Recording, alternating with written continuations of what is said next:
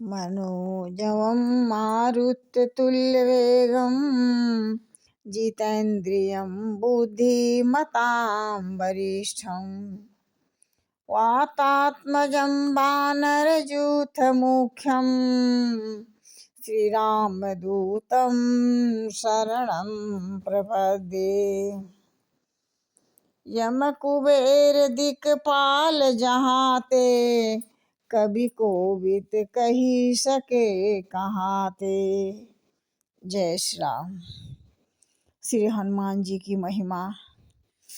यमराज, कुबेर, दिक्पाल आदि समस्त देवता ही जब पूर्ण रूप से नहीं कह सकते तो भूमि पर रहने वाले कवि और विद्वान भला कैसे कह सकेंगे।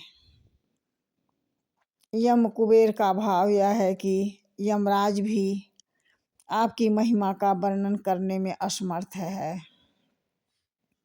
एक बार एक पहलवान मरकर यमलोक गया।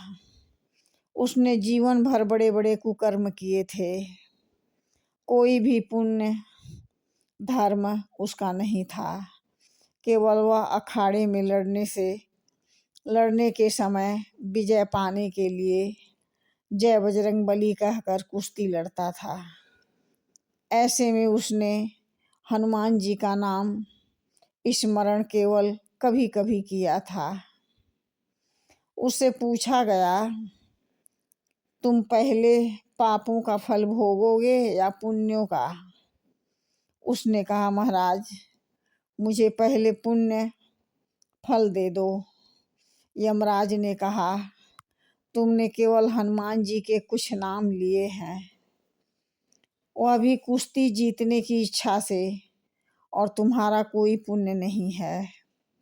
तुमने पाप ही पाप किए हैं।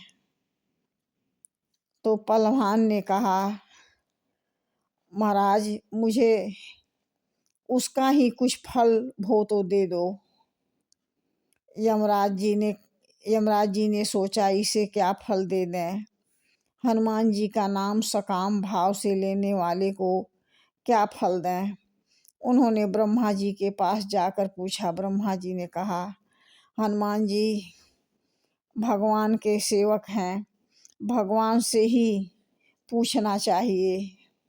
तो भगवान ने कहा, मेरे राम नाम का जो फल आप देते हैं उससे भी अधिक हमारे प्राण प्रिय हनुमान जी के नाम का फल प्रदान करो। हनुमान जी के नाम का जपने वाला जो भी मांगे वही आप उनको दे दो।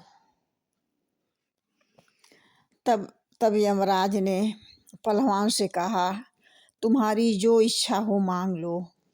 तुम जो मांगोगे वही दिया जाएगा। हनुमान जी का नाम अब कल्प वृक्ष के समान प्रभु ने बना दिया है।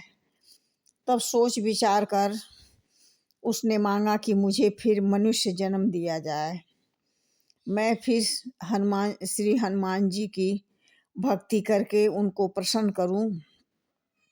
यही मेरे मन में लालसा है। मैंने पहले जीवन में पाप ही पाप किए। यदि हनुमान जी की उपासना की होती तो मेरा जन्म सफल हो जाता।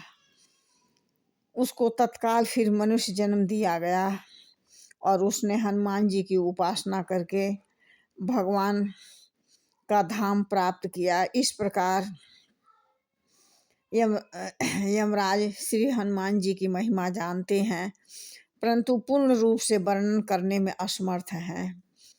ऐसे ही कुबेर जी तथा समस्त देवता दिक्पाल आदि हनुमान जी के गुण गाते हैं, परंतु उनकी महिमा का वर्णन करने में सब नेति नेति कह उठते हैं।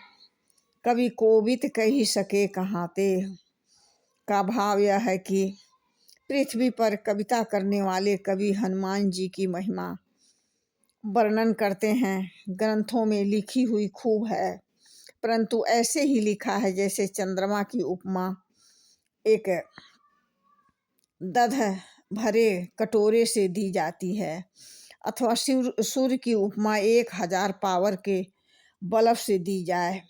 ऐसे एक प्राचीन परमानंद नाम के कवि के हनुमान कवि 50 बनाया। उसमें एक कवि का नमूना देखिए कैसी कविता है।